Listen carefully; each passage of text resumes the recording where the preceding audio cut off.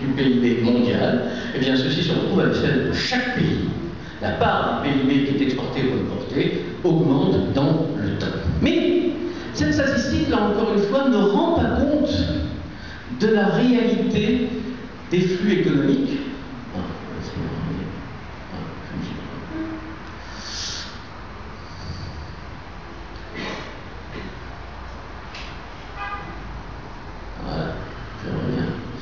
Si vous regardez, on vient de voir que les échanges de la France sont un peu moins de 30% de son PIB. Mais si vous prenez les 250 plus grandes sociétés françaises, eh bien, le marché français ne représente plus aujourd'hui que 40% de leur chiffre d'affaires, alors que c'était 50% en 1987. Autrement dit, pour les 250 plus grandes sociétés françaises, le marché extérieur est devenu plus important que le marché national.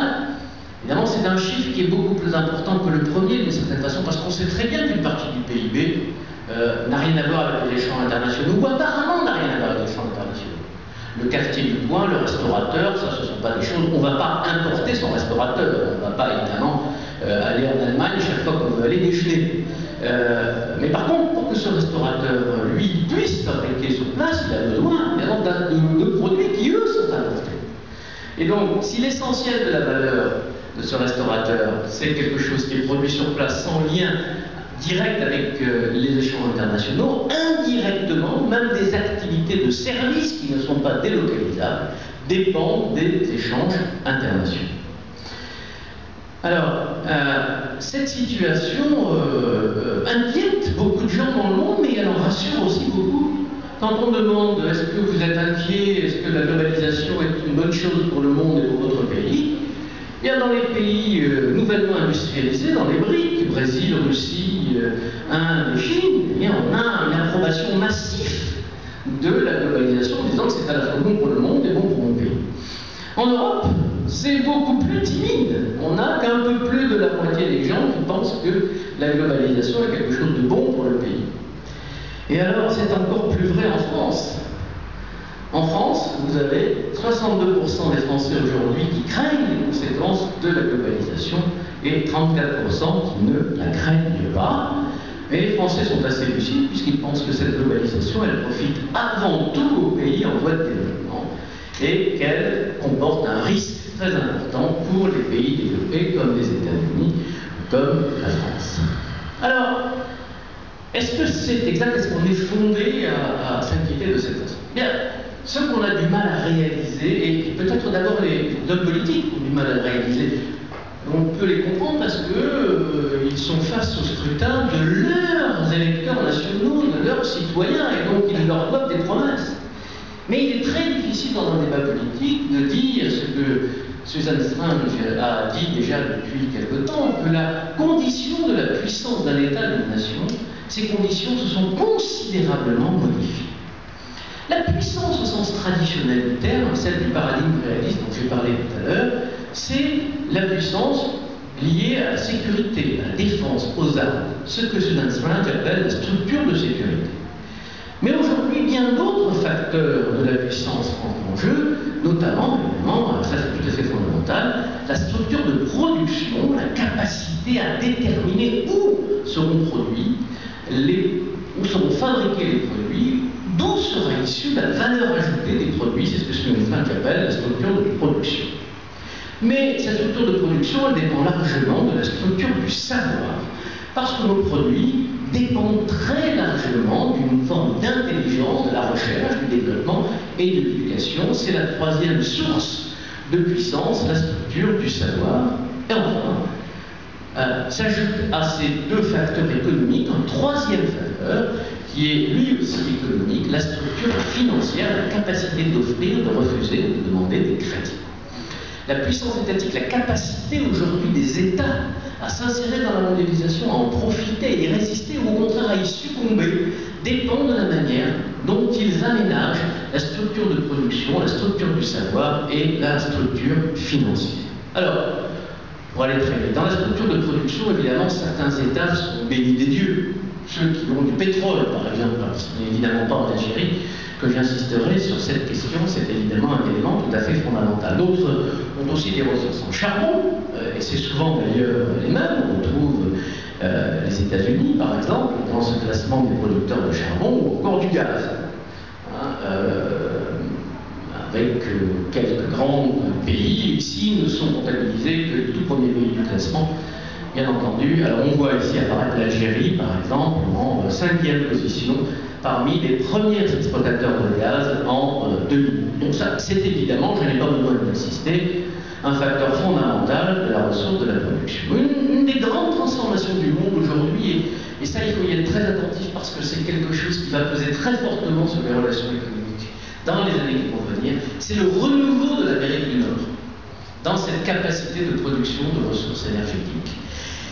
Pour la première fois cette année, depuis 1949, les États-Unis sont devenus un exportateur net de pétrole et de gaz, grâce au pétrole offshore, grâce à ce que l'on appelle les schistes bitumineux, et grâce également au gaz non conventionnel, aux sources de gaz non conventionnelles, dont l'Algérie n'est pas démunie, puisqu'on estime que parmi les ressources de gaz de l'Algérie, pratiquement la moitié aujourd'hui serait, c'est évidemment extrêmement hypothétique encore, des gaz non conventionnels, mais les États-Unis sont particulièrement bien placés également de ce point de vue. Et il y a en Europe, je sais que ça commence à peine, j'ai commencé à lire dans les journaux, ça commence à peine, peut-être en Algérie, mais il y a en Europe, et en particulier en France, un débat politique extrêmement violent autour du gaz de schiste et du procédé de la fracturation hydraulique, qui est très largement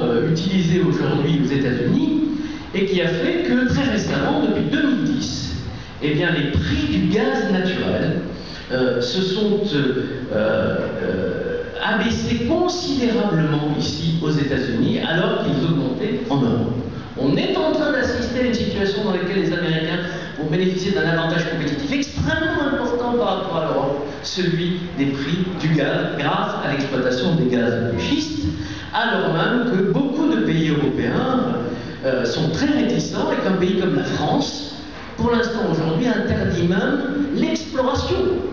La pression écologiste, la pression des associations de voisins est suffisamment forte pour que la question même de l'exploration, non pas exploiter, mais savoir s'il existe ou non des gisements de gaz de schiste, eh bien c'est un tabou politique, c'est quelque chose qui probablement rebondira dans la discussion dans les années qui viennent, mais on a là sans doute une sorte de transformation du monde à une échelle récente. D'une manière générale, évidemment, les matières premières sont un élément très important de la capacité de production des États, surtout que depuis 1998, on assiste à une envolée du prix des matières premières qui fait la richesse, qui fait la croissance économique de beaucoup de pays d'Afrique subsaharienne. Il y a dans le monde de l'économie du développement une forme d'enthousiasme aujourd'hui sur les économistes titraient il y a pas très longtemps Africa is Rising, sur l'idée d'une renaissance de l'Afrique subsaharienne, en réalité elle est tirée fondamentalement par l'accroissement du prix des matières premières. Il ne faut pas simplement se centrer sur les ressources énergétiques que l'on a, encore faut-il pouvoir les transporter.